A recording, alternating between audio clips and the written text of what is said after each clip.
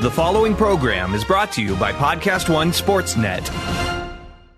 College football bowl season is in full effect, and the big matchups are happening this week. As you've heard us say many times before, the only place to get in on all the action with our friends at betonline.ag.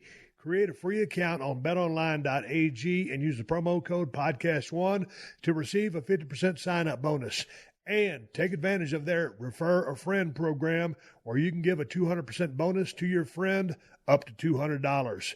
BetOnline.ag, your online sportsbook experts and the exclusive partner of PodcastOne Sportsnet. The following program is a PodcastOne.com production. He started in a small town in Texas.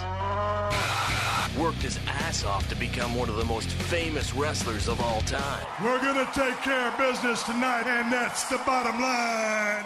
And now he's dominating the world of on-demand audio. And he's doing it for the working man. This is a damn good outlet for me to spew the bullshit off my brain. Yeah!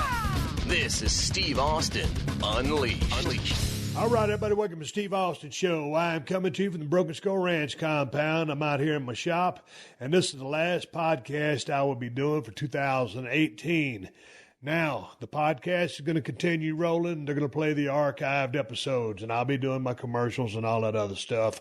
I'm just going to chill my brain and relax for a little bit and take some downtime. I want to say thank you very much to anybody and everybody that's tuned into the show, whether you listen to a couple of them or you listen to all of them, because I've got some people out there all over the world that have been listening since day one, and I appreciate the fact that you downloaded my podcast. I appreciate your loyalty, and I'm glad that I could entertain you, whether it's a bunch of bullshit, laughing and joking with Ted Fowler 361, or sharing some 411 and actually helping you with something, or just talking about wrestling. So I keep reading your emails that you're sending to questions at steveaustinshow.com. When I kick this thing back up, I do want to change it up a bit. I don't know what the fuck I'm going to do yet, but nonetheless, this is my last podcast for 2018. We're about to flip the calendar over. I can't believe how fast this damn year went by. Son of a bitch, it seemed just the other day, fucking rolled over in 18, and now we're about to roll this bitch over into 2019. And I tell you what, my good friend down there in South Texas, Ted Fowler 361, who was a big part of the Broken Skull Ranch for 10 years, whole decade, one of the hardest working guys I know, is joining me on the podcast today. And I'll tell you what, there's most times I had Ted on, I had him on just because I enjoy talking to him, and we enjoy our banter back and forth, and we have the same sense of humor. A couple times I call him, shit, I just needed a show, and he helped a brother out. So the Ted Fowler shows are one of my most downloaded shows that I do. So he's a valuable guest, and he's a good friend, and I could think of no other way than to go out swinging with my buddy Ted Fowler from down there in Rockport, Texas. So this is our conversation. The last conversation you'll hear of me and Ted in 2018. Hopefully you'll catch it in 2019. As I take that break, I'm fixing to keep this open real short. Bottom line it, we said Merry Christmas last time. I am going to say Happy New Year to every one of you motherfuckers. And I hope that 2019 is a great year for you, and that you kick the fuck out of it and accomplish all of your goals and get everything done that you want to do. So happy holidays, everybody. Happy New Year. This is me and Ted Fowler 361 shooting the breeze one last time on the Steve Austin Show in 2018. Fuck it. Roll sound. College football bowl season is in full effect, and the big games are happening this week. As you've heard us say many times before, the only place to get in on all the action with our friends at betonline.ag. And don't forget, it's a holiday season, and betonline.ag is in a giving spirit with two incredible promotions. Create a free account on betonline.ag and use the promo code PodcastOne to receive a 50% sign-up bonus. It's all about college football this week at these huge bowl games that are coming your way. In the Alamo Bowl, Iowa State takes on Washington State with the betonline.ag line of Washington minus 3.5. The Peach Bowl has a great matchup of Florida versus Michigan, with Michigan favored minus 7.5. And then the spotlight on Saturday night starts off first with the Cotton Bowl, where Notre Dame faces Clemson. Clemson favored by 11, followed by the Orange Bowl with Alabama taking on Oklahoma. Alabama favored by 14. Go online or use your mobile phone to sign up today. And try in-game live betting where you can participate with all the action with every play. When signing up, use promo code PodcastOne. That's PodcastOne to receive a 50% sign-up bonus. BetOnline.ag, your online sportsbook experts. This is Steve Austin Unleashed. All right, I'm Rolling Sound here with Ted Fallon, 361 down there in Rockport. This is the last show of 2018. As we record this show, it is December 23rd. Tomorrow is Christmas Eve. Of course, then we got Christmas, and we have the show with, well, you already heard it, and I'm talking about it. Goddamn, we're either going to knock it so much out of the park, Teddy, or we're going to fuck it all to hell.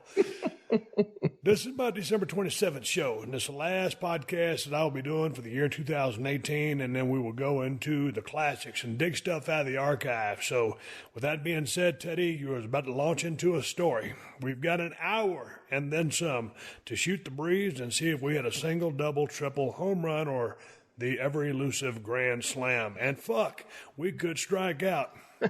And just absolutely shit the bed. Yeah, there's no telling. I asked Teddy before we started this conversation, I said, hey, man, you got a cocktail? And me, myself, I decided to switch it up because last night Teddy and I were going to start the podcast. And I'll be damned, but when we left Marina Del Rey, I said, man, there's my Blue Yeti microphone. I'm done. I said, I already talked to Kane. I don't need this motherfucker anymore, so I'll just leave it behind so I can pack light and head to Nevada. Well, lo and behold, I'd already planned for Ted Fowler 361 to be my last podcast. I had my head up my ass. So anyway, come in here to my gimmick room where I do my podcast and start talking to Ted. And Ted says, God damn, dude, is there something wrong with you? And I was like, no. I said, what do you mean? He goes, you sound like shit. And it was because I figured I was using these Apple gimmick headphones. I'm listening to them right now, but normally I run a Blue Yeti microphone. He goes, no, man. He goes, you sound terrible.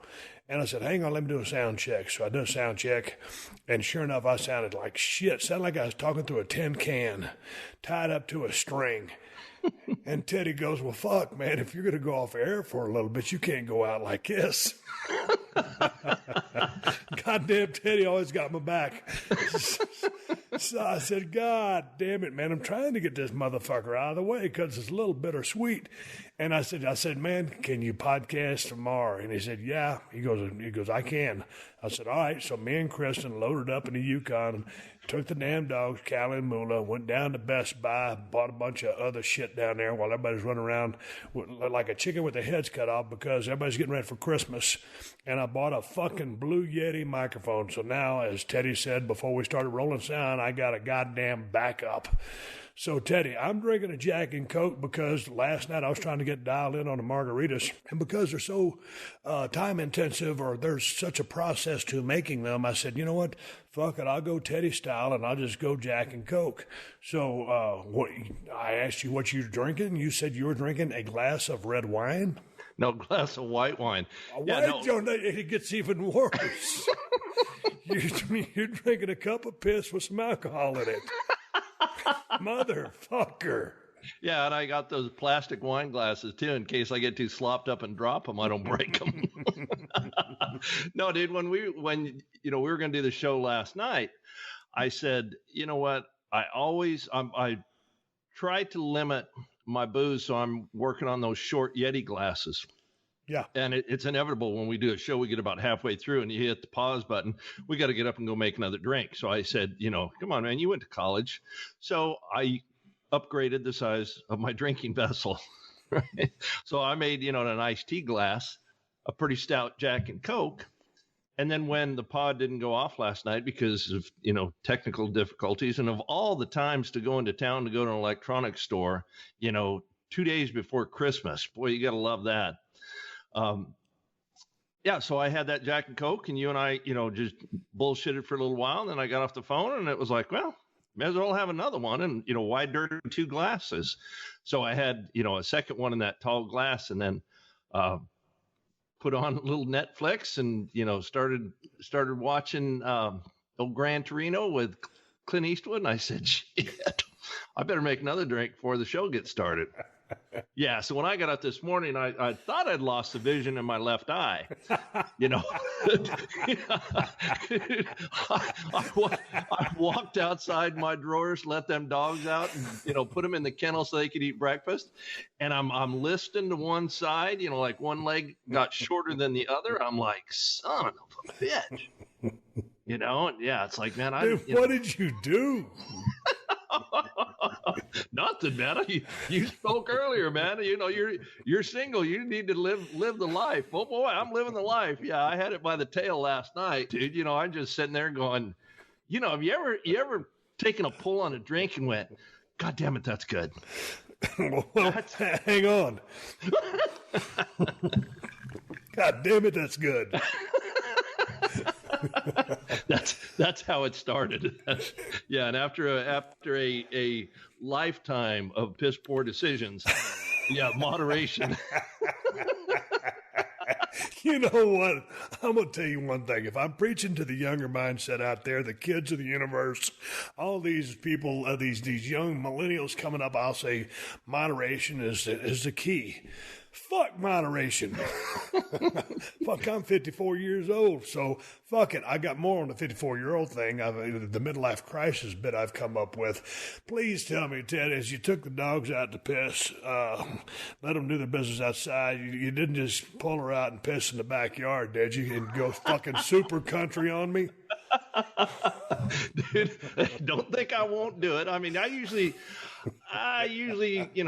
come inside during the daylight hours, but in the evening time, shit, I'll walk up my back porch, take a leak out there. I don't care. Dude, where I'm at right now, I mean, we're on a bit of acreage, but people can see the location.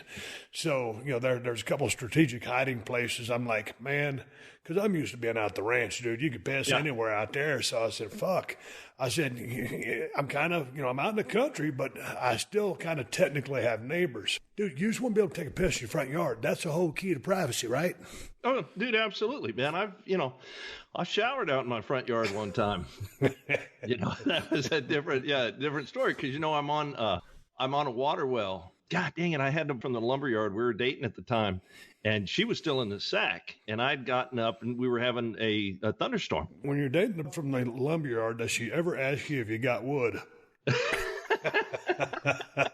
But okay, folks, Austin hits a foul ball. Yeah, no, I never asked her if she had wood. No, so this still in bed, right? I mean, it's early in the morning and it's raining like hell. And for some reason, well, I know I probably stunk. I got up to take a shower and lightning knocked out the power. So that knocked out the water well. So there I am covered with soap and I got no water because I don't have city water. So shit, I just walked outside, and I'm standing, and of course, don't go to your backyard. No shit. No, I'm standing out in the front yard, stark ass naked, using the rainwater to wash, the remnants of the soap off me. And, shit, I came back inside. It's like, there you go. There's redneck for you. And just make sure you got a little popcorn. Hang on for a second, Teddy. The Lord loves the drinking man. He's in honky tonk. I hear that he can make water wine. Any man that can do that, oh, he's a good friend of mine. I've been baptized in beer. I'm here to testify. Thank you, Mark Chestnut. I asked Teddy, I said, God damn, you got any stories for the podcast? He goes, well, I hadn't really done anything. I said, well, fuck, you only knew this was coming for a week. Goddamn, dude, you running around Rockport ripping everything up. You ain't come up with one damn story. Dude, I told you I need to get my creative juices flowing through this whole process, and something you'll trigger a memory, I'm sure. Let me see if this one triggers a memory. Goddamn, I was getting in the mood for the podcast today, and I'm on Ted's schedule because I'm at his mercy here. And this is the last. I said I just did a Kane interview. I talked to WWE superstar Kane, Glenn Jacobs. Had a great time talking talking to him. You'd like that cat. He's really smart. He's read a shit pile of books. And the dude's just laid back. To get in the mood for the podcast, it was kind of a slow, uneventful day out here in Nevada, and we're heading over to our niece's house for Christmas Eve gimmick, whatever, some kind of breakfast type thing. Then we're coming back over here. And I figured, man, fuck, a lot of times I'll get in that damn Corvette I bought, and I'll take Callie for a ride. I'll just cruise the damn back roads, and I drive slow. And this fucking car, Teddy, it's got 650 horsepower. It's got 650 pound-feet, whatever you want to call them, a torque. And, man, as soon as I jump out on the highway, a little gimmick highway over here by my house, dude, I just set my cruise control on 55 because they patrol the shit out of that damn highway. And I'm running radar. And I just drive a car slow as a motherfucker because it's just too much. And then, so I'm on the back roads, cruising around, and just having a good time. And then thinking, okay, what are me and Teddy going to talk about? I had a couple stories. And then Callie's over there sleeping on my arm. I'm listening to Cody Jinks, Adobe Sessions. And then I get back on the highway, and I said, you know what? I remember the test drive when I first test drove that car. And it had 1,100 miles on it. And, man, I romped off in that motherfucker a little bit. And it scared the shit out of me. And then I did it again, and it scared the shit out of me again. I asked myself, I said, why in the fuck would you want a car like this? So this something should kill you. Right. I said, why you need to go this fast? And then I said, well, why don't I just drive it like a normal car and go slow? And I did. And the only reason I bought the goddamn car was because I've had 3 Corvettes and I keep selling them. And I figured it's been my kind of dream car. So now I just figured I'll get one. And if you drive it like a normal car, it is a normal car. Somebody's gonna pull in behind you and think, man, look at this car. Look how fucking slow they're going. It's probably some 75, 80-year-old man behind the wheel. You got a car like that, man. You got to feed it, dude. Put your foot into it. I put my foot in that motherfucker a while ago. I mean, I stomped on it, and that motherfucker. Shit, if I had hair, you remember that goddamn. You remember that movie, The 10 Commandments, when fucking Moses went up there to get them 10 Commandments from Jesus, and he come down with that silver beard? Yep. Son of a bitch, dude. If I had any hair on my head, it would have all been so. Well, you know what? It all fell off.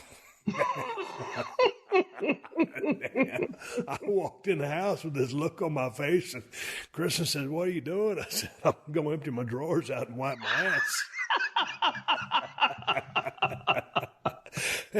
And I grabbed a wet towel and said, where are you going? I said, well, Callie took a shit too. So she rides over that passenger seat, and she just sleeps while I'm driving. I said, God damn, somebody started shaking. How do you use that? What's that saying you use, like a dog shit in a peach? Yeah, a dog shit in a peach pit. God damn it, man. So it just begs to, why is there a need to build a car that powerful?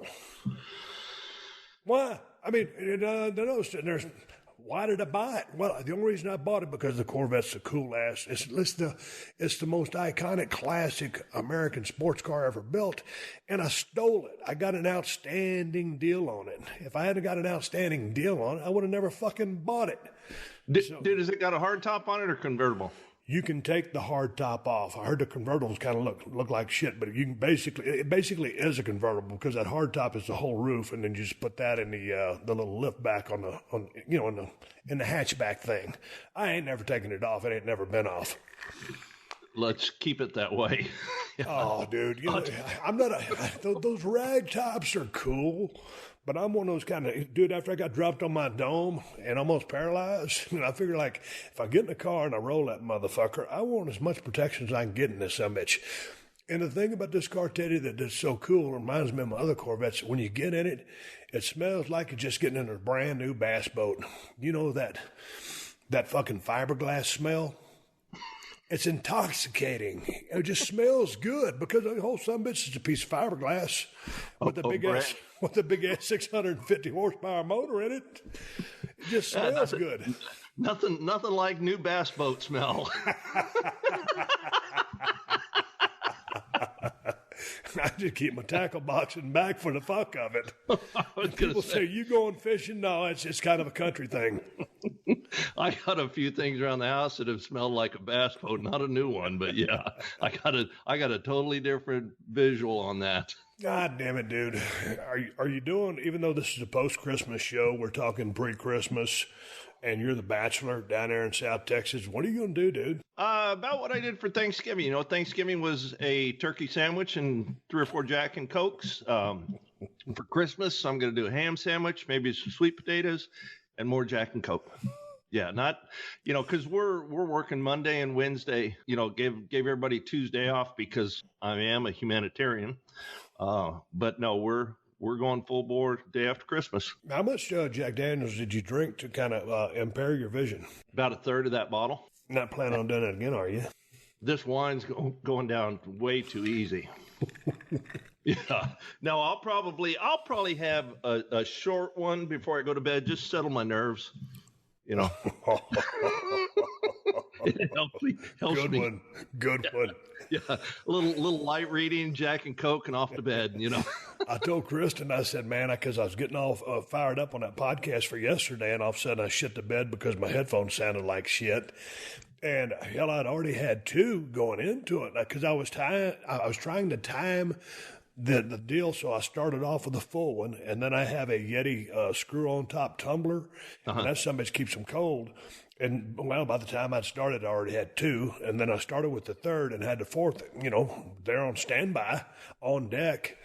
And then, after, I shit the bed on it, you and me just kept talking, so I drank that son of a bitch, had one more, so by the time I woke up, I was like, well, I was thinking about working out, but maybe we'll just shit can that idea today.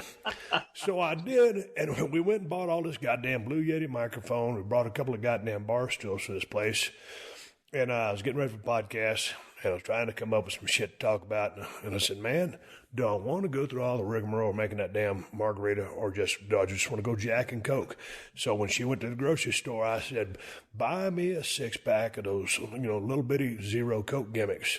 Mm-hmm. So she brought those, and I got a low-ball glass right now with a glass of rocks. And so I give everybody the damn recipe for the Broken Skull Ranch margarita a while back.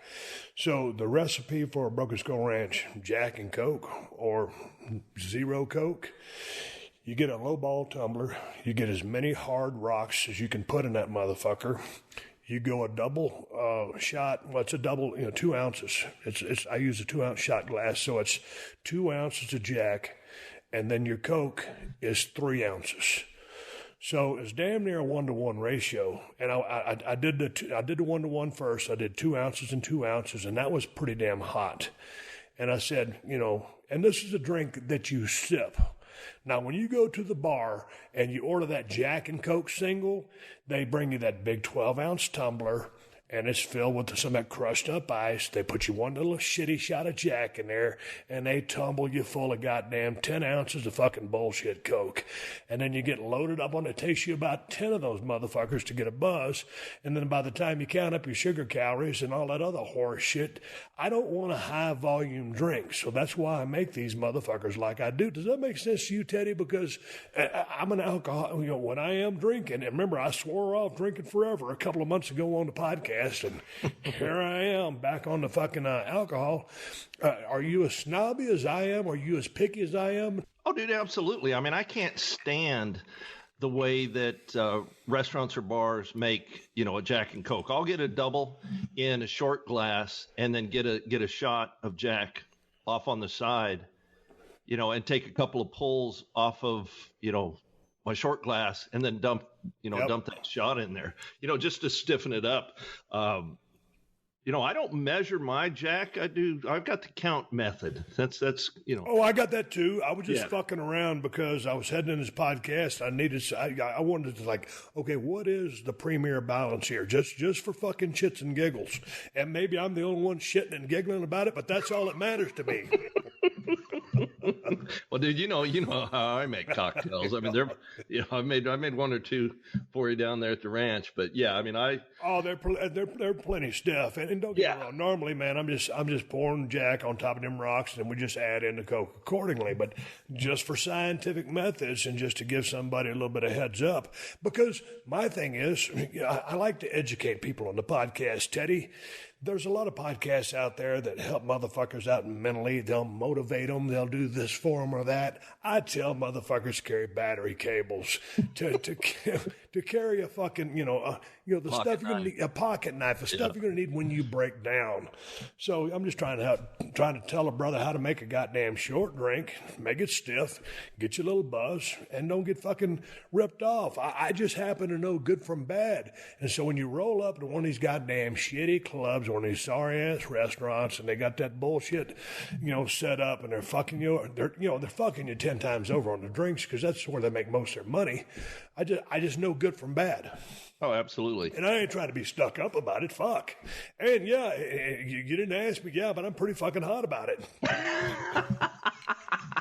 If there's one thing I can't stand is to get fucked over on a drink when I go to a goddamn bar.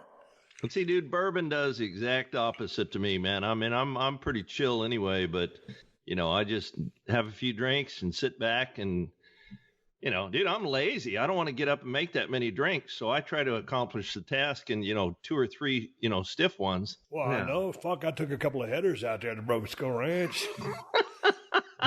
I think those are only two or three bumps I've ever taken in my life was drinking with you. I can guarantee you, my BAC had been way higher than you because there's no way that I could have taken a tumble and you never fell down once. I think you was sandbagging me. I was over drinking half the fucking bottle. You was probably drinking them fucking virgin Cokes over there.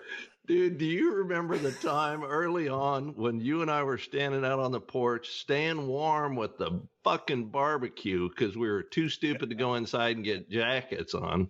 We had the barbecue going and drinking. I was drinking Jack, you were drinking Crown, and you went to make a mixie, and outside we had the cooler right there, and if you didn't go ass over elbow down to the ground through your drink, you just quick rolled over, got up, didn't bat an eye, made another drink, came back over to the barbecue like nothing happened, and the people inside come running out because they thought the raccoons were in the garbage can. Yeah, dude, we put it on our liver more than once, that's for sure. Dude, I made that 1-to-1 Jack and Coke a while ago, that 2 ounces to 2 ounces of Coke, and I said, man, my liver started knocking on the side of my rib cage and said, hey, hello, if you won't be around for another couple of years, you better add another ounce of Coca-Cola on that motherfucker. Oh, damn it. Dude, we went to Kristen's mother's house the other day for like an early Christmas dinner because, she's by herself and we were over here in Nevada and went over there and boy, that started off like a motherfucker. As soon as we get there, she got a little miniature Cocker Spaniel named Mindy. And then we walk in and Kristen had made a couple of quiches. She made a spinach one and an artichoke one. It sounds like shit, but they're really, really good. And then she made a hash brown casserole. Real simple. And only 3 of us. And she's a vegetarian. And I don't give a fuck because we're going to be eating in a couple of days anyway. So we go over there. As soon as we get in there, Kristen's mom, Marlene, is probably the only human being on planet Earth with worse hearing than mine. And she wears hearing aids. But to save money, she only bought 1 hearing aid.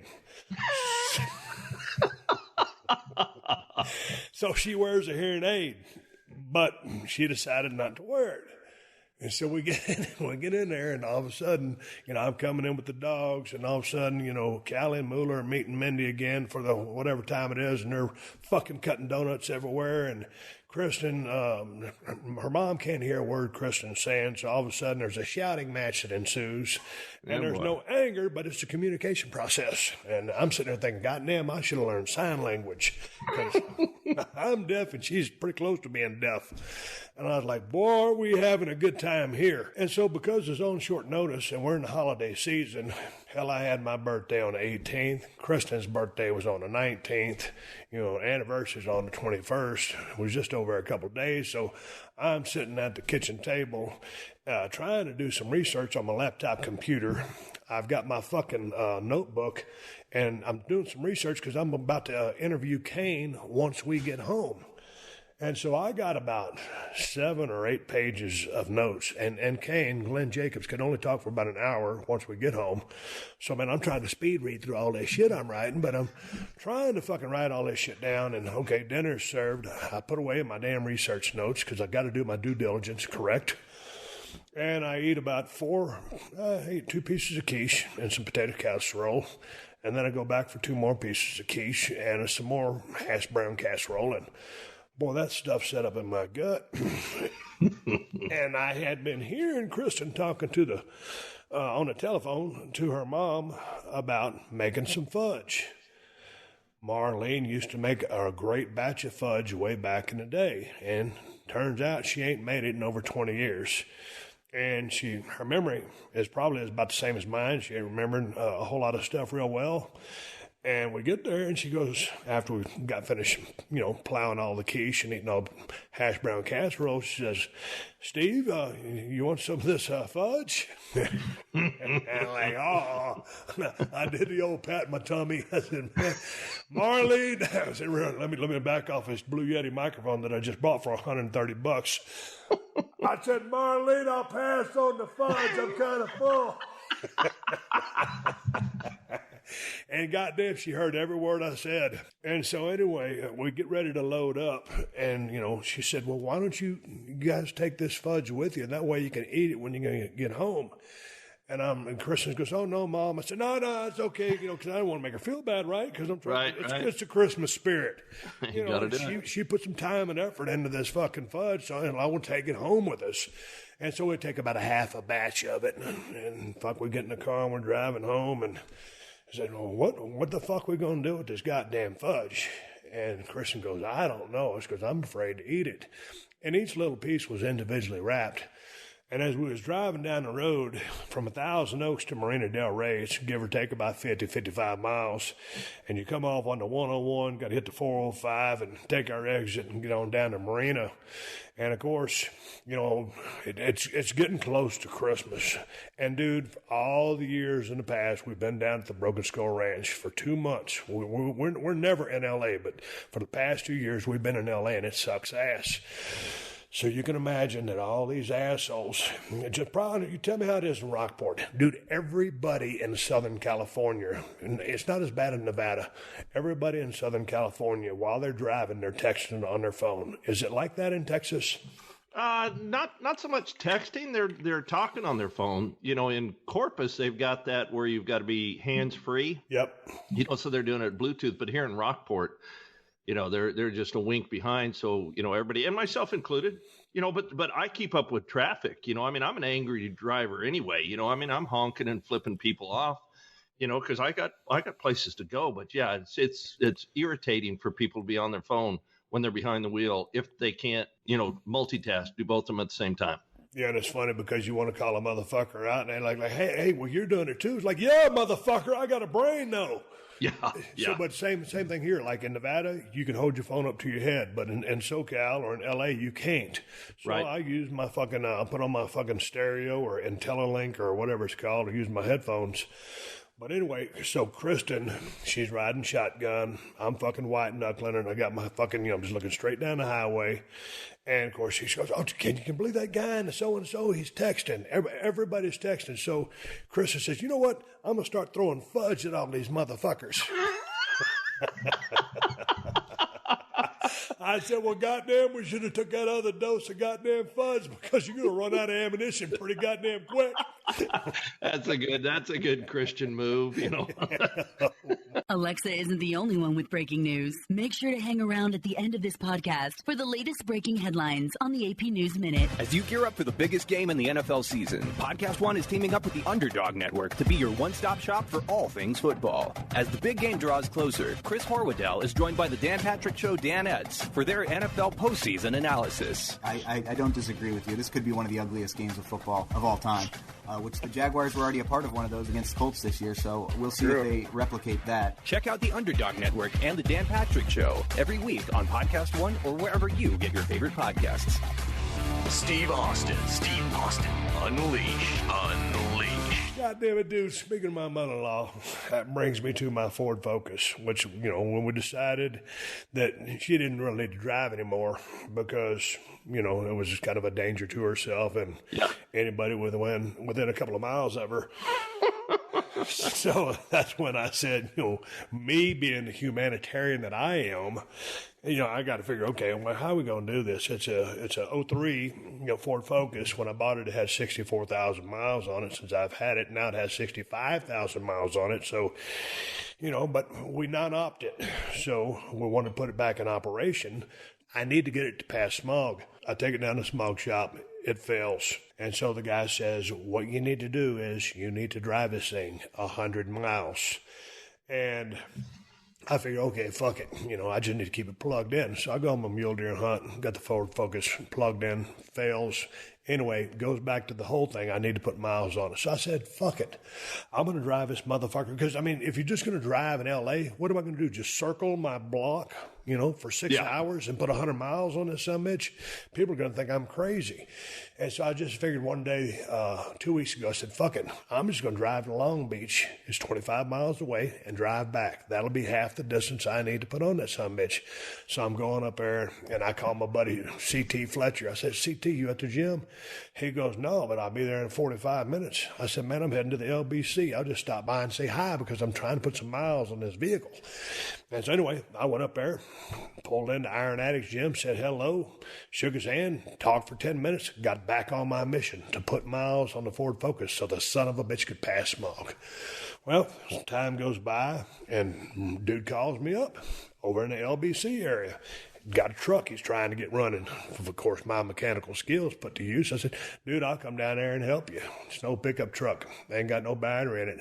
I go down there. So I figured, hey, man, this is going to be another 50 miles. By the time I get back, that's going to be my 100 miles. And then I'm just going to drive. I got all my paperwork from Kristen in case I get pulled over because I'm running a 17 tag. I need to get my fucking 19. And so I go there, working on the damn vehicle. I said, dude, just go do your thing, man. I'll kind of just check this vehicle out. Okay, gonna need a battery, probably gonna need some starter fluid. I ain't been started in a while, and a couple other things. And so I popped the hood on this sumbitch, and I bent down, and I've been doing pretty good on my eating regimen, my training, and all that other stuff. And I guess I'd put on a pair of shorts that were gonna be like my goal shorts, my 34 waist shorts. And I bent down to pick something up, and the goddamn button popped off in fucking shorts. So, dude, I'm all camoed out. I got camouflage shorts on. I just popped off the button. I'm wearing that Element Outdoors camouflage long sleeve shirt that you sent me. Great pattern, by the way. Great concealment. So I'm out there working on this fucking truck in a parking lot, and I'm fixing to go to the parts store, and I'm thinking, are you shitting me? And I can't find the button nowhere. It doesn't matter if I do. I ain't got a safety pin. I can't just fucking hook up my goddamn button on my fucking shorts. My shorts are falling down. They get down about halfway down my waist. Those Element shirts run a little bit long. That's why I like them. So I'm like, God damn, are you ribbing me?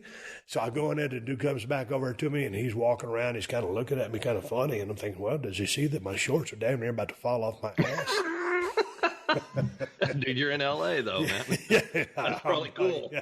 Yeah, I hate when people wear them shorts hanging around their ass. So anyway, I told him, I said, dude, I'm going to go buy a battery and get some starter fluid. And I said, I'll be right back. And he goes, okay, man. So I get in my car, the 2003 Ford Focus that I'm trying to put the miles in. I drive 3 miles down to the AutoZone, and I get a battery, and I get some starter fluid. And those clear tubes of the multiple length bungee cords? Yeah. I buy one of those. Oh, please no. Yes. Get a bungee cord, ladies and gentlemen, for the people out there that ain't a redneck or don't live in the country or have never used one to strap anything down. It's like an elastic cord. It's a rubber cord or elastic cord with a hook on each end. So when I get back to the parking lot to continue working on the pickup truck, I take out the longest cord in the pack, and it's the 40-incher. So I run that motherfucker through a couple of belt loops, hook it up in the front, call it good. I got a belt on. I can work on this truck for fucking till it's dark. But I'm out there, I'm working on the truck, and I got my belt on now, so my shorts ain't falling around my ass.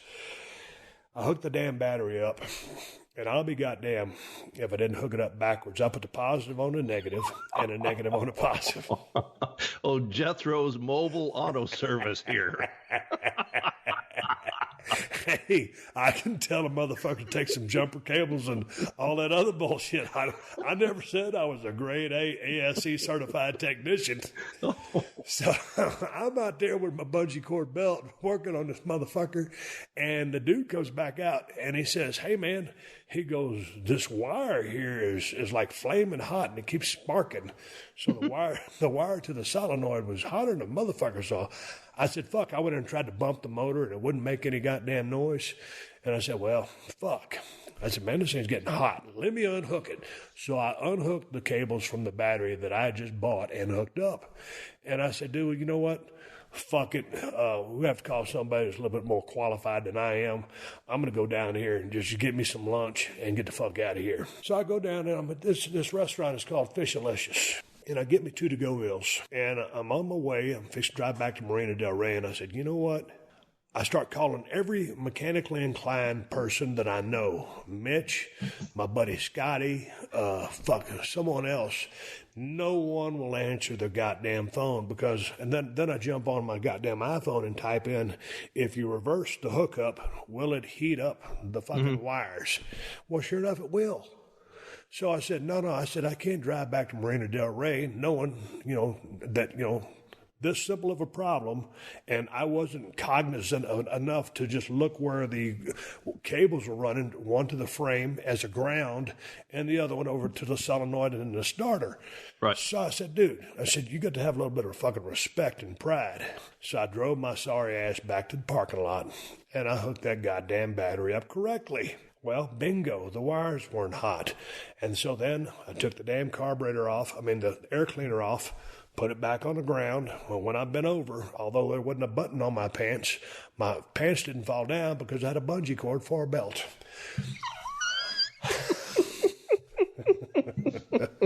All the while I'm repping Element Outdoors camouflage clothing line. Yeah, please don't wear our stuff anymore. I'll go back to Real Tree tomorrow. So I'm an optimist. The glass is always half full, and I'm fixing to make another drink because I'm half empty over here. But in life, and I'm an optimistic person, the glass is half full, right? So I figured this, we'll see. All of a sudden, I turn that key. I know you're probably not a religious person, as am I, and I'm here to tell you there may be a God. Because that motherfucker started spinning like a rotisserie chicken and kicked off. It was a fucking miracle. I was going to say, I noticed you didn't call me for any automotive help. You know how savvy I am with that stuff. Yeah, don't get me started. I was so goddamn proud of myself. Well, you've been having some problems, right? Oh, dude, it's just a litany of problems. I mean, I was letting my helpers, my workers, drive the Ford, and I was popping around in the Dodge. And I told you he rear-ended another truck on his way to the landfill. The boy I had driving, and I got that phone call, and they had only gone like 400 yards down the street. We're still on the same street. So I pull up, and he comes running over to me, and he goes, hey, man, it's okay. He's not going to call the cops. And I'm like, all right. So, I walk up, saying, hey, man, I'll take care of everything. Here's my card.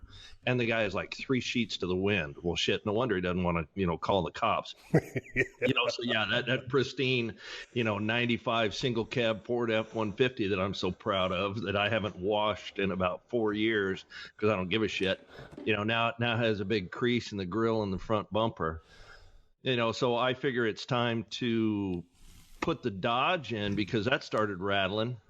And my mechanic said, well, with the mileage it's got on, it's probably the timing chain. So I dropped that off, and then I start driving the work truck. And dude, you'd step on the brakes and the goddamn steering wheel was going about 6 inches to the left and 6 inches to the right, like 9 o'clock, 3 o'clock, 9 o'clock, 3 o'clock when you step on the brakes. And I'm like, what the fuck? And you can feel the front end shaking. And I'm like, Troy, why didn't you say something? He was like, well, dude, that's an old truck. I just figured, that was normal for it. I'm like, yeah, that's the way it is. Oh, fuck. But I hadn't driven it in so long. So $2,000 later, my Dodge comes out of the shop, and I jump in it, and that thing sounds, like it's running on about 4 cylinders. I'm like, dude, this is worse than when I brought it in. I will just drive it around a little bit. It'll probably work its way out. So of course, then I dumped the. They gave you that one up. Yeah, I dumped the Ford in and say, hey, you know what? This thing's it's pulling when I brake. It's shaking. Just do what you got to do. You step on the brake, and in theory, you shouldn't have about 5 inches of travel before those brakes grab hold. So I'm like, dude, just work it. Do your stuff, and I'll try to, drive the clunk out of this Dodge. Well, shit, I drive that thing for about 4 days, and I call my mechanic just madder than hell. I'm like, dude, this ain't gonna do it. Well, come get your Ford, man. You're ready to go. So make the swap, drop it back off. He's got it for 2.5 weeks, and he finally calls me up and he says, well, man, we did this, we did that. Come get it. So I go and pick it up. And it's still doing the same thing. And he's like, hey, dude, that's pretty much the best I can do. But you don't owe me anything for all the work that we've done.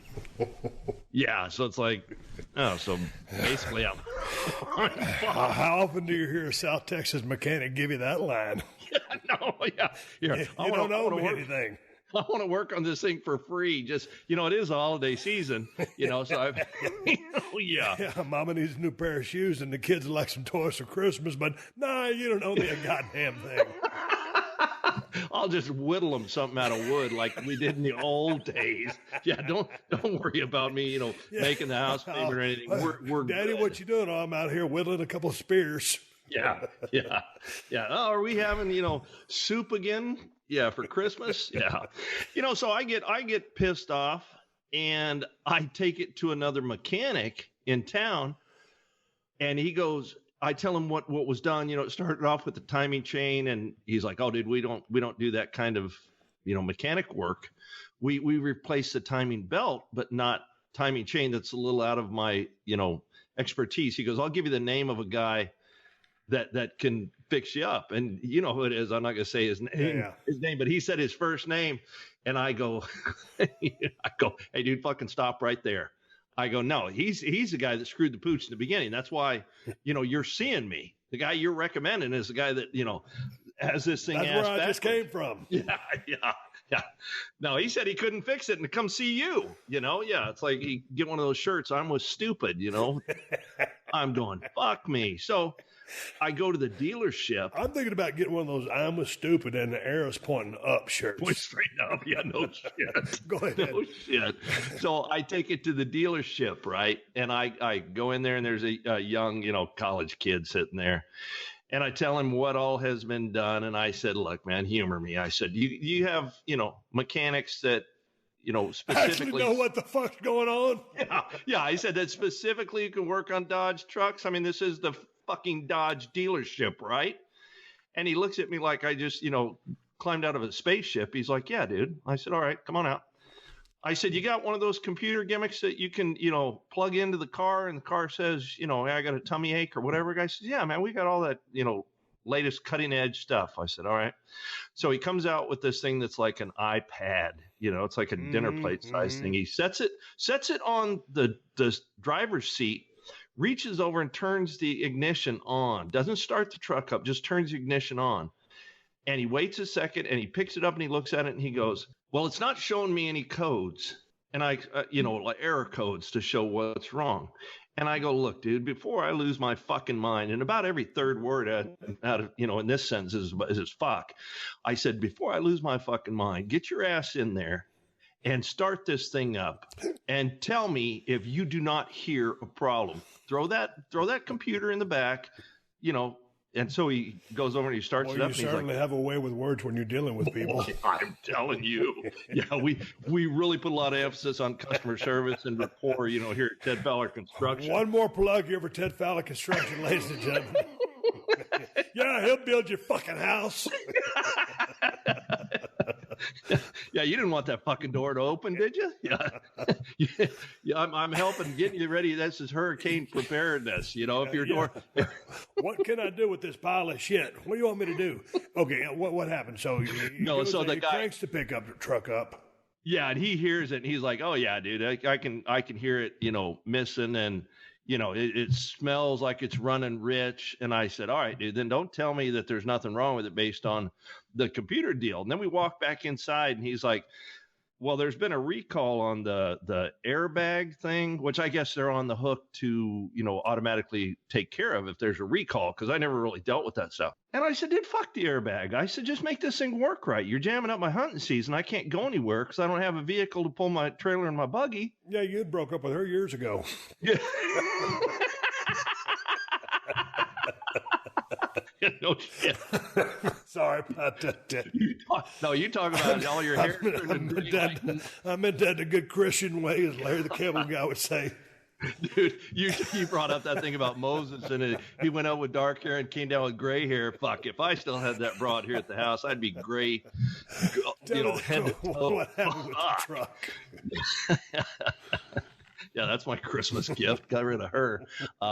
So they, man, we got this to do and that to do and all of these, recall deals. I'm like, dude, fuck that. Just get my truck up and running. Here it is, day before Christmas, and I'm still without a vehicle. Take a breath. Okay, breathe. Don't forget to breathe. Fucking loosen up your bungee cord.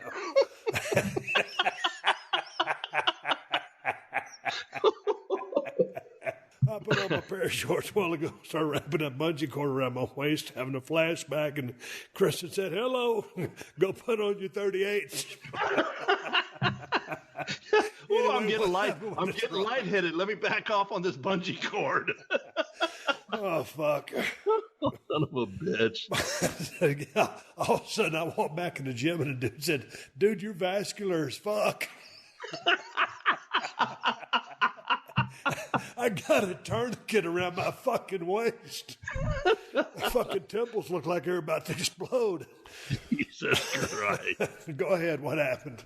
No, dude, they still got the Dodge. I'm driving around. This podcast is out of control. That's what you wanted. Yeah. And all this off a glass of white wine. I may need to upgrade for round 2. You might need to double down and get what happened with the fucking truck. I can't wait to hear it. No, that motherfucker's still in the dealership, man. They're still working on it. Fuck, I'm driving around, proud as a peacock in that Ford, because now that thing's running like a cat shot in the ass. I mean, who would have thought that, the best vehicle, because, I'm not going to work out of that Suburban, motherfucker seated. Yeah. No, I put my foot in that fucking Suburban. That's a going motherfucker. Yeah, but it's... If push comes to shove, it will pull that trailer. Yeah, but you know what, dude? I don't want to show up to... what am I going to do? Lift the tailgate or lift the back hatch and throw a dead deer in there? No. Easy. That's what they make a hood for.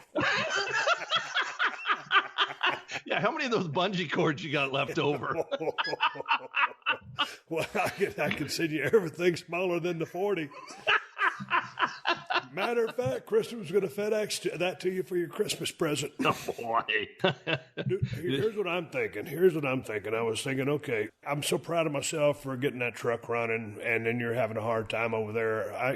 Maybe if I was down there, I could actually help you. And so, I just turned 54 years of age a couple of days ago, right?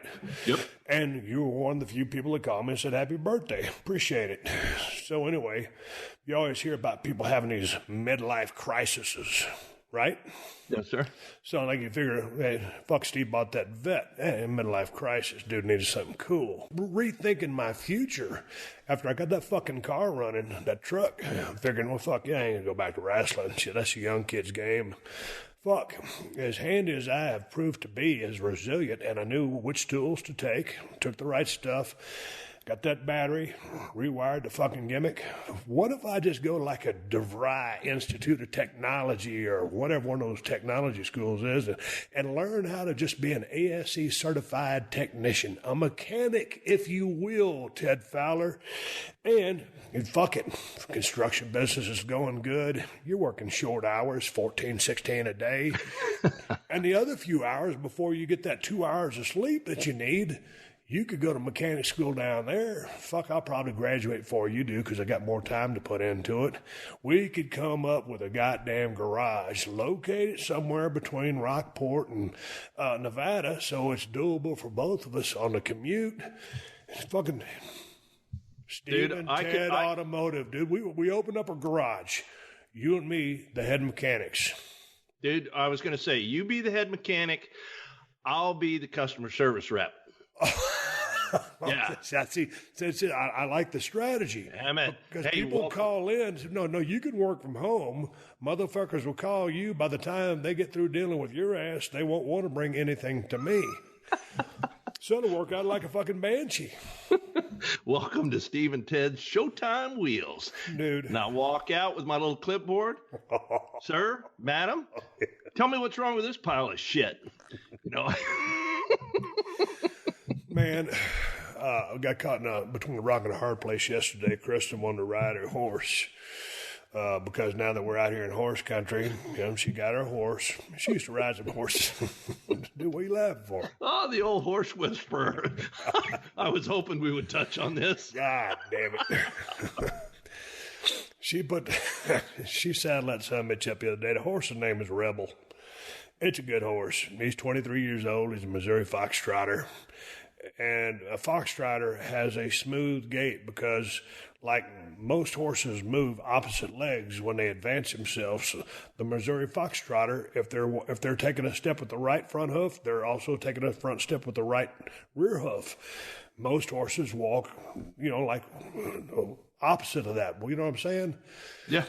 So anyway, she saddled this motherfucker up. And then she's a little nervous about getting on it. I said, well, fuck. I said, just get on it. I said, why don't you just ride it? And I was watching her cinch up the saddle. And a long time ago, back when we used to be in the cattle business in Edna, Texas, me being the soft-hearted son of a bitch that I am, I had this little Shetland pony named Shorty. And I've told the story a million times, and I'm aware of that. But this is the last podcast of the year, so fuck it. So my brother and his best friend, Tommy Pinchick, and I were going to ride in the Edna Parade. In the Edna Parade, town of 5,000 people, you just ride back behind all the real attractions, and then you just ride your shit through. And everybody looks at you, says, hey, fuck you, throws candy at you, whatever. So we ride down Main Street in Edna, Texas, and then finally we get through the parade, and we're riding down the Blacktop. And there's this damn corner store on the left called Gary's Drive-In. We used to go to Gary's Drive-In all the time. Right beside Gary's Drive-In is about a 5-acre pasture. Still there to this day. Well, they built a little service center on it. And, well, when I saddled old Shorty up, I didn't cinch that damn saddle up very good. And all of a sudden, them little Shetlands, they just had the way they walk, kind of that quick little trot. And that fucking saddle started sliding off to the left, sliding off to the left, sliding. Dude, I'm riding this motherfucker upside down for about 20 yards. But at 20 yards, that's about all I could hang on. And at the 21-yard mark, I was ass over tea kettle, and he was putting hoof prints on my ass. And then he hauled ass, hooked a left, and started just running circles in that 5-acre pasture. And I'm over chasing him down. I'm like, God damn, Shorty. I'm only like 14, 15 years old, but I think I'm the baddest motherfucker in town. Shorty, God damn it. Shit. Finally, I catch that motherfucker. About a half hour, everybody ended up passing by laughing at my sorry ass. I never, ever had a hard time girting that motherfucker up after that. So anyway, fast forward all these years, and then Kristen's going to ride a horse this evening, and she's got this long cinch strap on her. It's kind of the wrong setup. And she's got these steps that she can step on, 2 steps to get into the stirrups, and then throws a leg over the horse and gets on. Right. I'm watching her go through the process. I ain't saying shit because, what the fuck do I know? I was only in the cattle business 30, 40 years ago, but, since I've been hitting him with so many steel chairs, I don't know fuck all. So she gets on that motherfucker, and I'm going to lead around the damn riding arena, whatever you want to call it. All of a sudden, that fucking saddle starts sashaying over to the left. She goes, Steve, stop the horse. I think I'm falling off. I said, I told you need to girt that motherfucker up a little bit tighter than that. So anyway, got it all situated, Ted. Here's the thing. Me knowing what I know about the internal combustion engine and what I could know were I to complete an ASE certified course. And due to my backgrounds from coming up in the cattle business with my dad, he was an insurance salesman, but we were in the cattle business on the side. Due to my knowledge of this and what I could be looking at future potential and also the potential income from two said entities or different endeavors, you think you ought to pursue the mechanic gig or just be a horse trainer? No, dude, be a mechanic. Fucking horses creep me out, man. I don't care for them. Come on, man. Why you I'm afraid of them. I'm afraid of them. We got against the horse.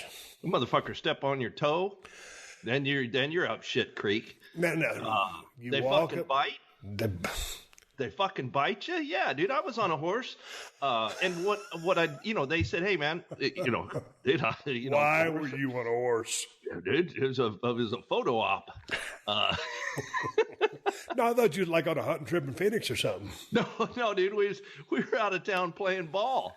And the kid that was riding the horse, had about 4 blankets underneath that saddle, and the stirrups, for this short-legged little chump, where they were to length for him. And they're like, hey, get up there. I'm like, fuck it. All right, I'll do it. Well, my knees are up under my chin because the stirrups are so short. And dude, them horses are smart. That motherfucker, he said, yeah, this guy's afraid of me. He said, I'm going to fuck with him, watch. And he reaching around and he's like, doing that shit where they're, blowing slobber and snot. And he's trying to bite me, and I'm like kicking him with not kicking him because the people are right there. I'm like trying to push his face back with my foot. And I'm like, man, you biting motherfucker, quit it. And he starts walking around in like a little half circle, right? Like I was this morning, and they're like, dude, pull back on the reins. Well, fuck you, pull back on the reins. And that kicks him in reverse. And this cocksucker's going back, and then I stop, and he starts going forward in a half circle. And I'm like, dude, fuck this. You know what? A horse is for betting on. There should be a little small guy on his back with a fucking number on him and a colorful jersey. That's all the use I have for a horse. I wouldn't have one up my ass-fied room for a boxcar. Now, if that's what you want to get into, let her rip, man. Yeah, I don't like. Yeah, add that to the list of shit I don't like. I don't like the dark. I don't like tomatoes. I don't like horses. God damn it. When you was telling that horse story, did you hear me fart? No. I thought you were mimicking. I thought you were showing me how that horse makes that noise when they. No, I didn't. I was just hoping that this brand new Blue Yeti microphone didn't pick up that fart. I didn't want to ruin I didn't want to ruin the podcast. Jesus Christ. Got Larry the Cable Guy gig. Guy cuts a fart. He looks over his wife and goes, I just let out a silent fart. What do I do? And the answer was, get your ears clean. Turn up your hearing aid. Shout out to Larry the Cable Guy. I'm not stealing nobody's material. As we're talking, it's 2 days. Well, it's 2 days before Christmas.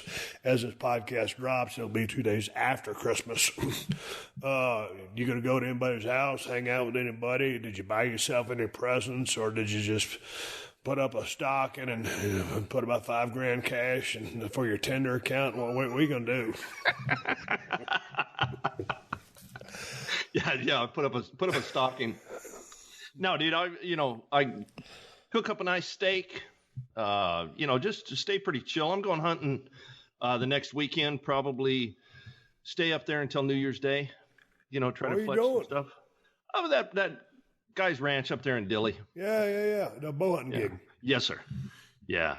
I'll tell you what I've gotten into, and I don't know if I'm any good at it or not. Well, I guess I am because I can still hit what I'm aiming at.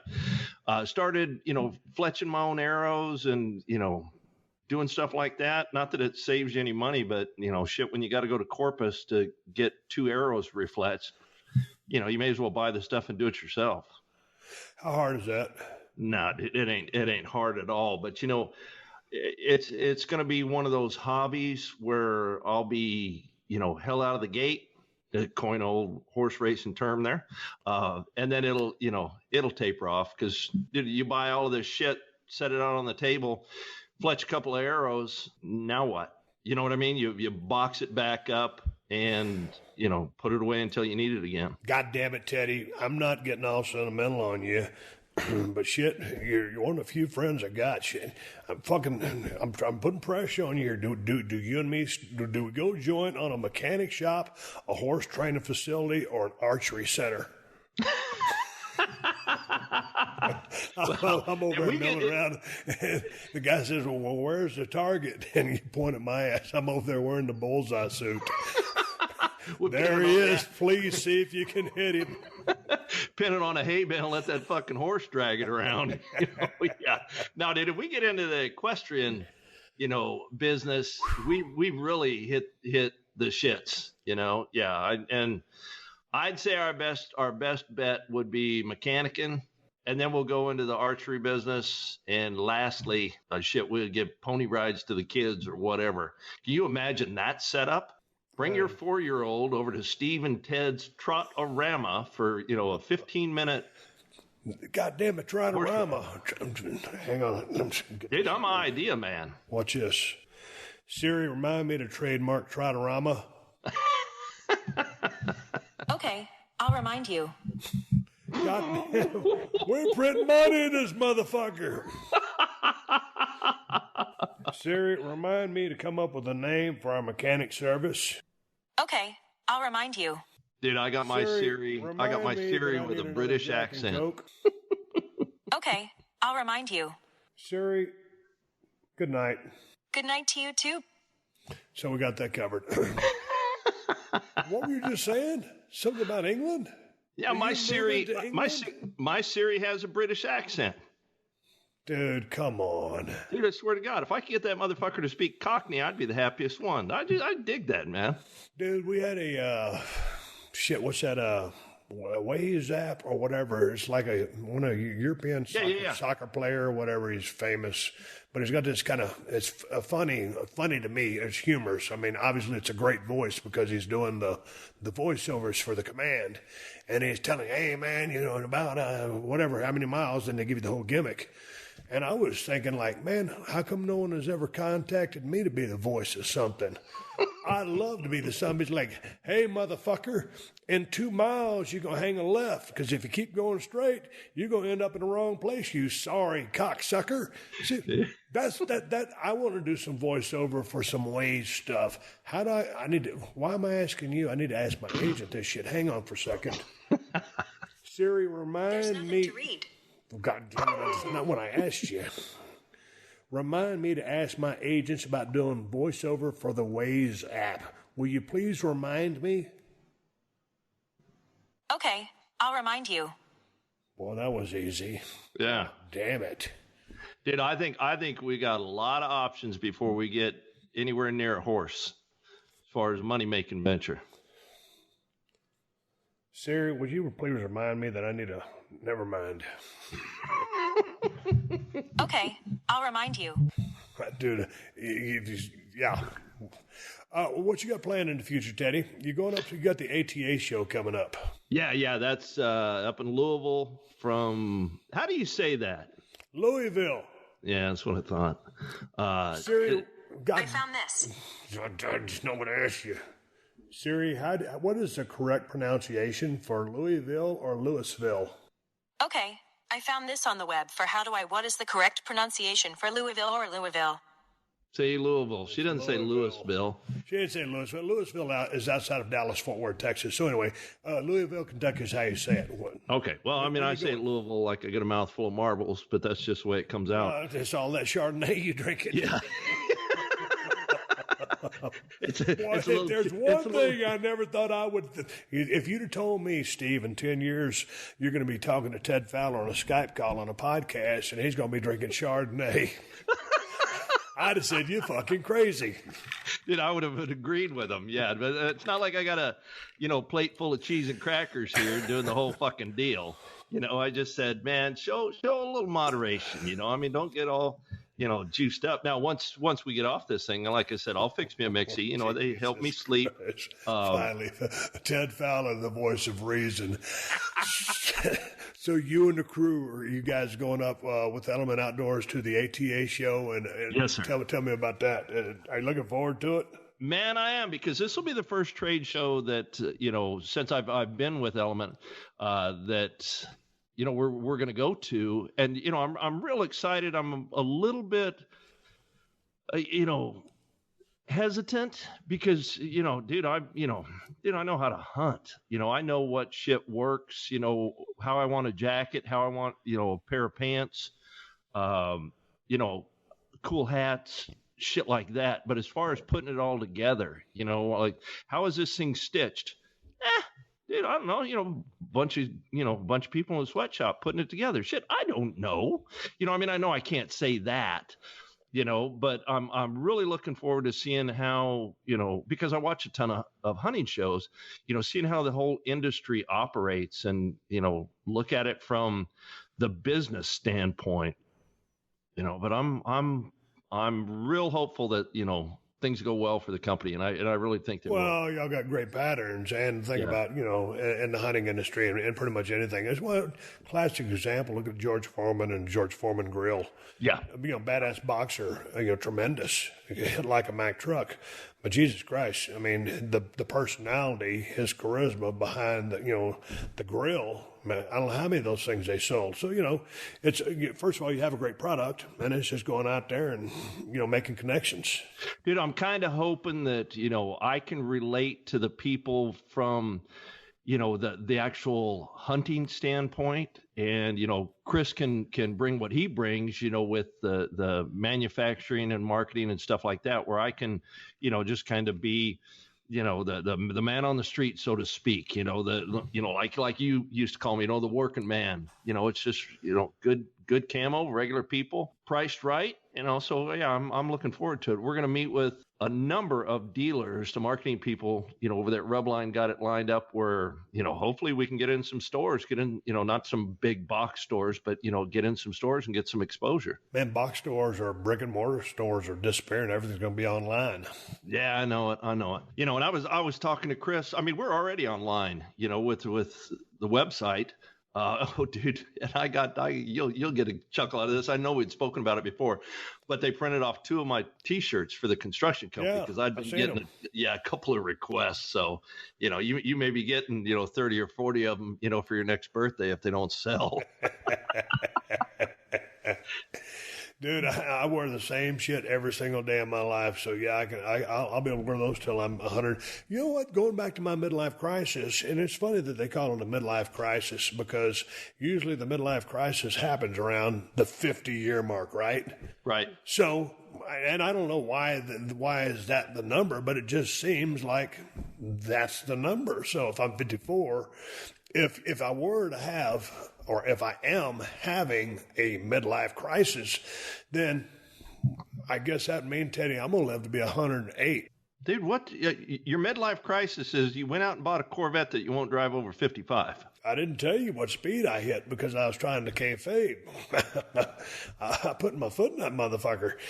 No, I just like to cruise around in it. I don't want to rag it all out and shit. But you know what my goal is? My goal is a lot of times when you're looking for a car, you always try to find the lowest mileage car that you can find, right? Sure. So no one's ragged it out, no one's tore it up, nothing like that. But my goal on this fucking Corvette, because like I said, it's my 4th one. I sold 3 of them after just putting, a couple thousand miles on it.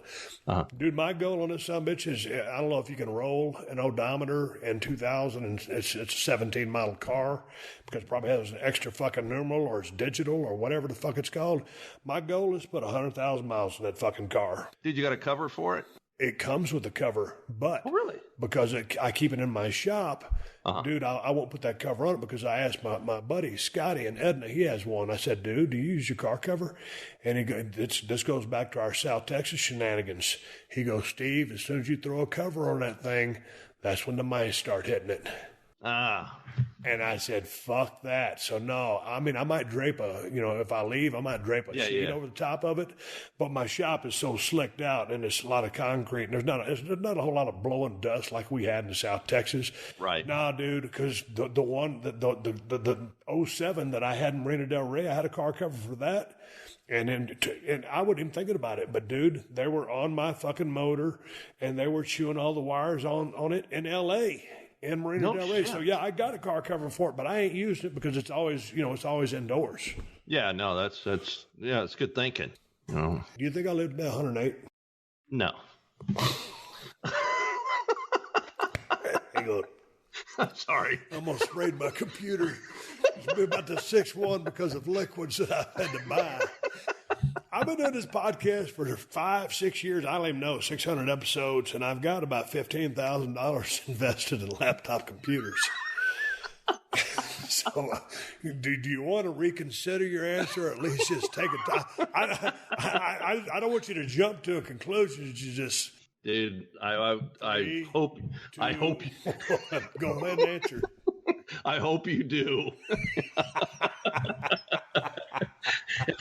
Yeah. Once again, horses are for betting on, and I'd like to see the odds on that. Yeah, well, we do. I need to get all the Kruger's bookie. No offense, man, but I'm trying to retire early. Hey, man, we got the college football playoffs going, and betonline.ag those are our go-to guys. I'm going to see if they'll lay some odds on me making it to 108. Damn it. Email me that link. I want in on it. I want in on it. I'm betting the farm on no. I'll tell you what, if I lived to be 108, I'd be the meanest, maddest motherfucker in the world. And I love life, but holy shit, what the fuck would you do? Dude. Sit in my goddamn Corvette and chew raisins all fucking day? Can't drive it. It'll have about 22,000 miles on it at that time. No, dude, I can't wait to be the grumpy old man that's, at the grocery store banging into everybody with my cart, fucking pants pulled up to just under your armpit, and like, your button-up shirt unbuttoned all the way down to your navel, and you're just kind of walking around. Yeah, fucking kids, God damn it, music you guys listen to. God damn it, get out of the way. Doesn't anybody respect their elders? That's at the age when you can get away with it, because if you're anywhere, if you're doing that kind of shit, and you're anywhere between 15 and fucking 60, that you're standing a real good fucking chance of getting your ass handed to you. But at 108, ain't nobody gonna give a fuck. No, dude. I'll be the guy standing out in the middle of the traffic, flipping everybody off, screaming into the sky, Yeah, so I'm looking forward to the golden years myself. God damn it! Last story. I was telling you about putting the mileage on that fucking Ford Focus. Did I tell you it didn't pass smog? Yeah. Okay. Hey, I got a mechanic here in Rockport if you want to bring it over. Yeah, by the time I drive it at 1,500 miles down there to see if it'll pass smog in Texas. So the dude tells me, I forgot to put this in the story, he goes, now he brings this one up. And this dude's straight up, we've kind of become friends because I've been there so many times. I used to have to take the Suburban in there, my Ram Charger in there, now with this Ford Focus, it's like an ongoing relationship. Hell, I just sent the motherfucker a Christmas card. I'm probably going to take him some C's candy after that. And he goes, you know what? He goes, it's probably not getting hot enough. You need to change out the thermostat. And I'm thinking to myself, well, I put the miles on it. Why didn't you tell me that? Okay, the first time you couldn't tell me that because I didn't put the miles on it. Then the second time I put the miles on it. And the third time, now he's going to hit me with the thermostat story. So now, Teddy, I got to go change the thermostat on this motherfucker to see if it'll pass smog then, because it's not getting hot enough for the computer to recognize what the engine's doing. So therefore, it doesn't do the reset. Does any of that shit make sense to you? Because you've been talking to the folks from Dodge. Yeah, dude, I've got a classic thermostat story for you. Love to hear it on the final rendition of 2018 Steve Austin Show Unleashed. My beloved Ford F-150 95 single cab inline six work truck got 261,000 miles on it, purrs like a kitten. One of the guys that works for me did some mechanicking. So I asked him, hey man, the water pump's leaking. Do you want to, make some money on a Saturday and do it? Or you want me to farm it out? No, man, I'll do it for you. So with the water pump, that usually entails changing out the thermostat as well. I had just had a new radiator put in that thing. Willie comes over, takes the water pump off. I'm inside the house because I am of no help with that mechanicking. And he comes out, he comes in, and he says, hey, man, you're all slicked down and ready to go. I said, perfect, man. It's hooked up to the trailer. Monday, drive it to a job, stop. I don't notice anything wrong. We worked there all day. We got one last job. We drive it into the country club. I no sooner pull over in front of this guy's house, shut the door. There's the homeowner. Willie's already there. I come walking up, and you hear this boom, psst, and all of the radiator fluid poured out into the street. And the guy, the homeowner, who's a big car guy anyway, he's like, uh-oh. I'm like, yeah, no shit. So blew out the side of the radiator. We put this guy's window in. Price went up a little bit, over the quoted price because I got to buy a new radiator. No, I didn't hit him like that. We drive it over to said mechanic that was, screwing up the Dodge.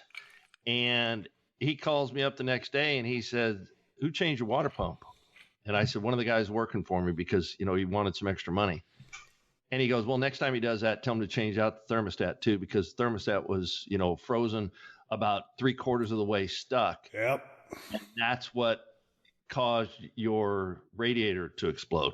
Yeah. So I'm sitting there going, boy, the money I saved by not taking it to a regular mechanic just jumped back and bit me in the ass, because now I got to, obviously get a new radiator and all that entails. Yeah. So that's my thermostat. See, that's the thing, dude. You don't hear nothing about thermostats these days. Back in the old school days, it was all about thermostat. Motherfucker starts overheating. You need a new thermostat. Hey, it's easy. Take that little fucking gimmick off, put your new little fucking thing in, put that yellow silicone around it. Bam, you're done. Or if you change out the water pump, change out the thermostat. These days, the thermostat don't exist. So when the dude drops this info on me that I need to fucking change the thermostat out, I was like, God damn, you're hitting me with some old school shit. And this is the 2003 model, but dude, it used to be kind of under that bald type thing right there on the edge of the goddamn thing.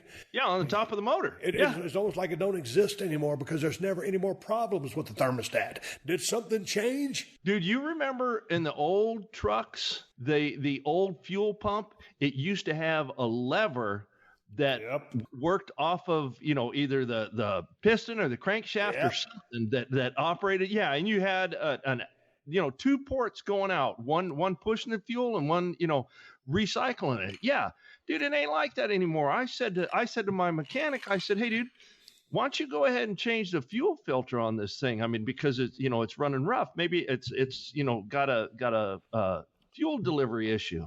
And he goes, well, the fuel filter is in the gas tank. I don't give a shit if it's in the glove box. Change it out. No, dude, you don't change that out. This is the kind of filter you don't change it out. I'm like, dude, that's just beyond me. I mean, I remember my Ford has an inline filter. It's screwed to the frame. Yeah. But the 05 Dodge, it's in the tank and it's not serviceable. Yeah, dude, it's man, if I'd have known it was like this, I'd have paid more attention in college. Well, fuck. Dude, I met met up with the guy that I graduated high school from, my final story. We took ag mechanics together in Edna High School, and we tried to rebuild a 3.5 horsepower lawnmower engine. And when we tried to start it up, it did not run. And then we rebuilt a 283 Chevy motor. We tried to start it up. It did not run. So, dude, I ain't worth a flying fuck at mechanics or anything like that. And if it wasn't for my brother Scott, who used to always repair my Firebird, fuck, I'd have been walking back and forth to school. So it is beyond me how all that shit goes. But thinking about it, if I get time, taking a break from the podcast, I don't know, maybe I'll go to mechanic school or something. Just take you know how my attention span is. Yeah. Maybe they got like a 3-day 6-hour course that you could take and get some kind of degree. Dude, you ought to see if they can throw like an EMT certification on there as well, so you can. Well, the last thing a motherfucker wants is me pounding on their chest in the time of an emergency. Much less give a motherfucker mouth to mouth as germophobic as I am. Why did you spray him down with Jack Daniels? So I wanted to kill the germs off the surface area. How did he die? Well, it's probably had something to do with all that rubbing alcohol you poured on him before you tried to help him. Yeah. That wasn't rubbing alcohol. That was JD. Where can people find you on social media and find Element Outdoors as far as a line of camouflage clothing designed for the working man with great concealment? I did. Ted Fowler 361 on Twitter and Instagram. The downfall of Western civilization right there. And then, our website for the camo company is elementoutdoors.com. All right, Teddy. Happy or merry belated Christmas to you, or happy Hanukkah, whatever it is. And it was great talking to you. Yeah, dude. Merry Christmas to you guys, too. What are you doing for New Year's? Anything? Same old shit? You'll be up there in Nevada? Be up here in Nevada. Chris was asking me just a while ago as we was coming back from Best Buy, is my snowboard in Nevada or Cali? And I'm like, are you going snowboarding?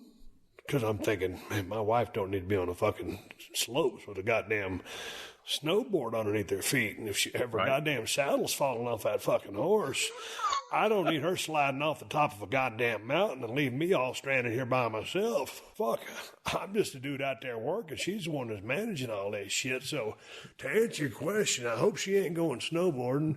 And I'm probably going to be sitting here with my thumb on my ass watching the football games. The playoffs start. I'm looking forward to the Alabama playing Oklahoma, and then Notre Dame playing Clemson, and then whoever wins that's going to head into the national championship, and that'll be a little bit later than that. So, hanging out here, we're probably heading back into the mean streets of Los Angeles about January 3rd, 4th, or 5th. Oh, that's cool. That's what we're doing to wrap up our year, and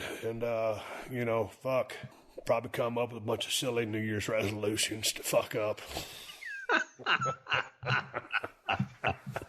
Let's wrap her up. Good talking to you. All right, bub. Take it easy. Hey, if you or a loved one suffering from leg or foot cramps, you know how painful and disruptive they can be. Muscle cramps can jolt you out of a sound sleep or interrupt your daily life.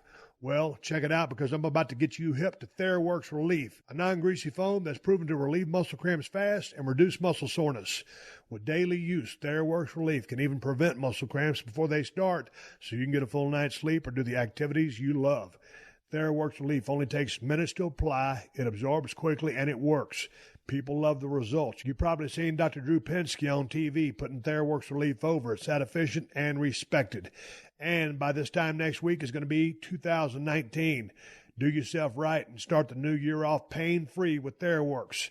TheraWorks Relief is the top choice for preventing and relieving muscle cramps. Get TheraWorks Relief today in the pain relief aisle at Walmart, CVS, Rite Aid, and Walgreens, or by talking to your pharmacist. Learn more at TheraWorksRelief.com.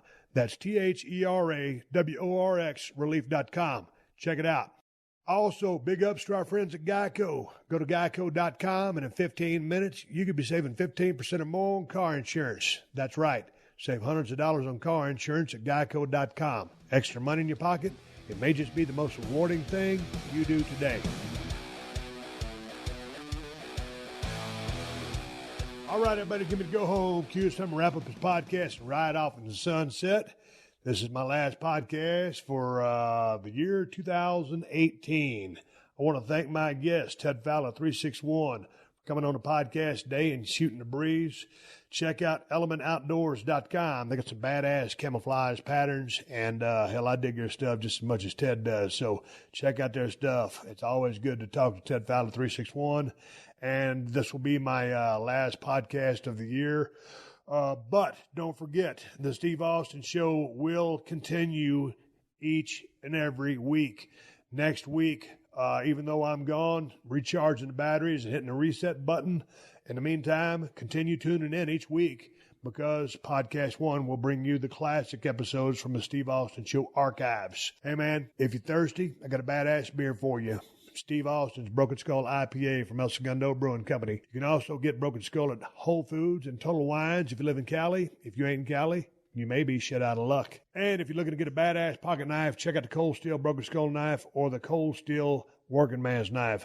I got them at my Amazon store. Amazon's got the best price on both knives. Just go to amazon.com/shop/Steve Austin. I want to say one more thank you to all the fine sponsors of the Steve Austin Show, especially BetOnline.ag, Fairworks, Geico, and TrueCar.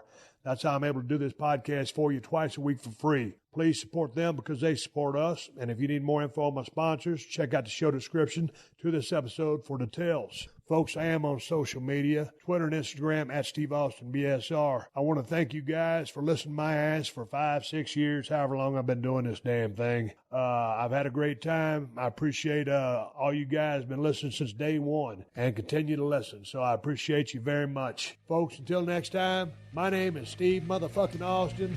Have a happy new year, and I will catch your ass down the road. Download new episodes of Steve Austin Unleashed every Thursday at PodcastOne.com. That's PodcastOne.com. Before we ride off, a quick message from our friends at TrueCar. With TrueCar, 60 seconds is all you'll need to get an offer for your car. In the amount of time it takes you to floss your teeth, pet your dog, or do a few sit-ups, you can get a true cash offer. Best of all, you can do it from your smartphone or even from home. Just go to TrueCar and simply enter your license plate number and watch how your car's details pop up. Answer a few questions, and you'll get an accurate true cash offer from a local TrueCar certified dealer. It's that easy. After that, you can bring your car in, and they'll check it out with you together. You can ask questions and get the answers you need, so there's no surprises. Then simply leave with your check or trade in your car for a new ride. So when you're ready to experience a better way to sell or trade in your car, check out TrueCar today. True cash offer not available in all areas.